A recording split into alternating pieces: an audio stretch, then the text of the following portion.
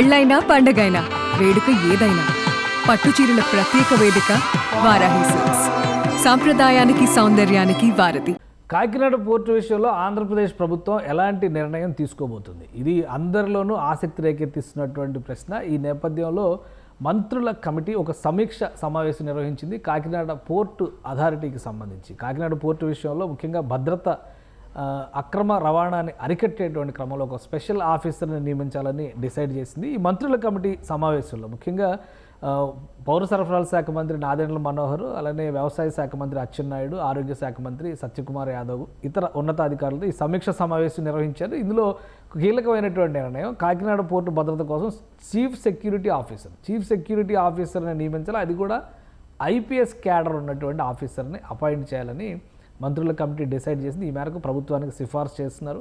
దీనిపైన రాష్ట్ర క్యాబినెట్లో డెసిషన్ తీసుకునేటువంటి అవకాశం ఉంది. కాకినాడ పోర్టు భద్రత విషయంలో కూడా చాలా మార్పులు చేర్పులు చేయాలనేటువంటి నిర్ణయానికి వచ్చారు. ముఖ్యంగా రేషన్ బియ్యం అక్రమ రవాణాని ఒక వ్యవస్థీకృత నేరంగా పరిగణించాలి అనే డెసిషన్ తీసుకొచ్చారు. దాంతోపాటు దీనికి అనుగుణంగా చట్టంలో రావాల్సినటువంటి మార్పులు కానీ లేదా ఇతర కట్టుదిట్టమైనటువంటి నియమావళి ఏం తీసుకురావాలన్నా కానీ ఇమీడియట్గా డిసైడ్ చేయాలని చెప్పని భావిస్తున్నారు. ముఖ్యంగా కాకినాడ ఆ పరిసర ప్రాంతాల్లో పెద్ద ఎత్తున గోడౌన్లో సివిల్ సప్లైస్ బియ్యమే రవాణా చేసి అక్కడ నుంచి అక్రమంగా తరలిస్తున్నారనేటువంటి అంశం పైన స్పష్టమైనటువంటి ఆధారాలు ఉన్నట్టుగా మంత్రులకి సంబంధించిన సమావేశంలో మాట్లాడారు. ఇక కాకినాడ పోర్టుకు వెళ్ళేటువంటి లారీల నుంచి జరుగుతున్న అక్రమ వసూళ్లపైన కూడా నిఘా పెట్టాలని నిర్ణయించారు.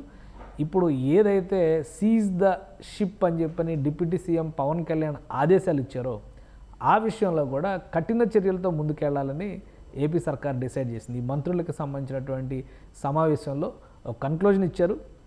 ఈ ఎగుమతి చేస్తున్నటువంటి స్టెల్లా ఎస్ నౌక ఏదైతే ఉందో దానిపైన చట్టపరమైనటువంటి చర్యలు తీసుకోవాలి. దీనికి సంబంధించినటువంటి సమాచారాన్ని కేంద్ర ప్రభుత్వానికి కూడా పంపించాలని మంత్రుల కమిటీ డిసైడ్ చేసింది. ఈ ముగ్గురు రివ్యూ చేసినాక అధికారులతో కలిసి మినిట్స్ ఆఫ్ ద మీటింగ్ MOMని రెడీ చేసినట్టుగా తెలుస్తుంది. క్యాబినెట్ మీటింగ్ 3వ తేదీన ఏపీలో జరుగుతున్నటువంటి నేపథ్యంలో వీళ్ళు తీసుకున్నటువంటి నిర్ణయాలు ఇప్పుడు ఆసక్తికరంగా మారినాయి.